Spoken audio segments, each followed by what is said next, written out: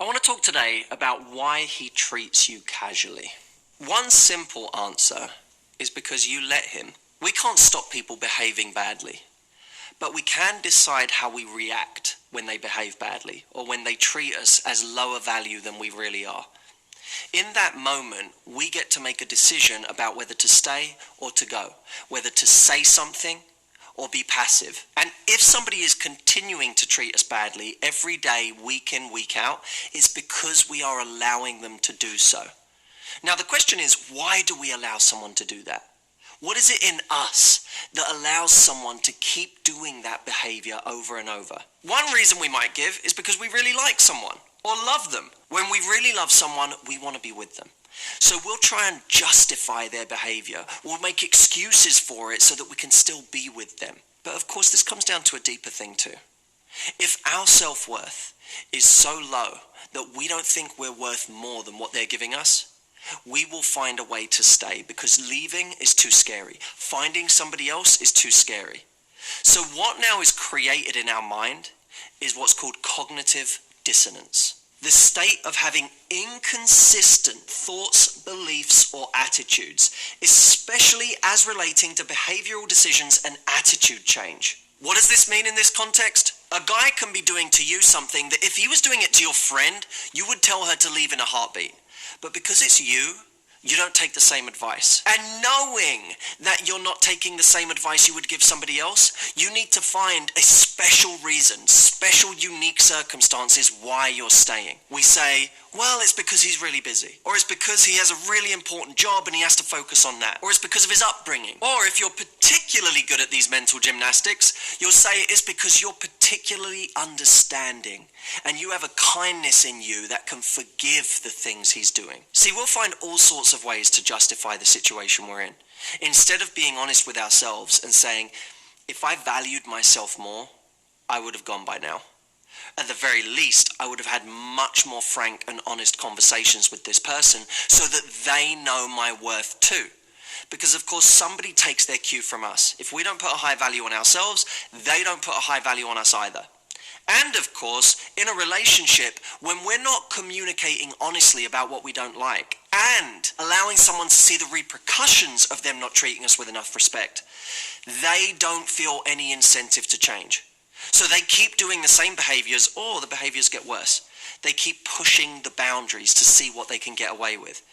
Now what happens is, eventually he does something so bad, he lies about something so big, or he cheats, or he does something so deeply disrespectful that your cognitive dissonance won't even allow it anymore. You can't reconcile the idea that you are a mentally stable person and would still allow this behavior to go on. So at that point, you leave. You reach a pain threshold and you leave. The danger is, at the point of leaving, if your self-worth continues to go down, maybe because you look at how long you were in that relationship and you feel stupid for staying in it so long, or you feel like you've wasted so much time and the self-loathing that comes with that, maybe because you're on your own now and you don't even feel the significance of having someone in your life. And that leads you with time and distance to start thinking, maybe he wasn't so bad. Maybe I can't do better. Maybe I deserve that bad treatment because of how much time I've wasted and because I haven't treated myself well enough. So it creates this feedback loop where all of these things play into your low value. And that then allows you to either go back to him again or find somebody else who treats you equally as bad.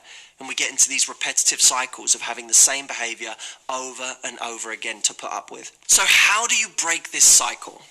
Well, you break this cycle by paying attention to your instincts early on in the relationship. Or if you've been in the relationship for years, paying attention to the instincts you've had all along. And what do I mean by instincts? I mean the moments where you feel like something isn't right. I'm not talking about nitpicking in a relationship. I'm talking about the moments where fundamentally this person isn't treating you the way that you want.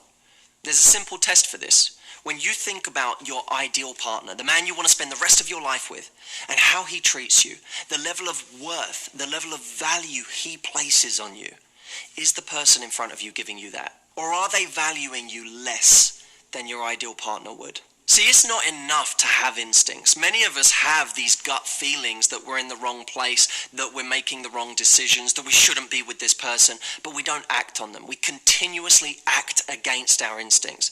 So when people say trust your gut, they're only talking about half of the puzzle. The other half is actually being able to act on your gut, is having the strength and the courage and self-worth to do what you know you should do. And the irony is, of course, that many of us, when our self-worth is low, we begin to trust our instincts less. So even our instincts don't give us clear signs anymore because we haven't got the trust in ourselves to make the right decision. The reason I created my retreat program is to solve this problem, to transform people's sense of self-worth once and for all, so that not only did it clarify their instincts, not only did they begin to trust their instincts more, but when they had that gut feeling, they actually had the power to act on it. That's how we level up in life. We do things that are frightening. We do things that are scary because we know they're the right thing to do. We know that they are going to improve our quality of life, even if right now they're difficult. But when our self-worth is low, we will never make those decisions. And we can waste years of our lives deliberating, debating, not acting on what we know because we don't feel good enough. Here's the reality.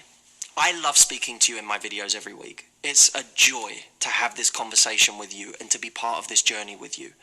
But I also know that what I do on that program over 5 days gets to people at a depth that I cannot do here. Those of you that know on some level, my self-worth isn't changing on its own and I need to do something to level up my life. I cannot waste years more.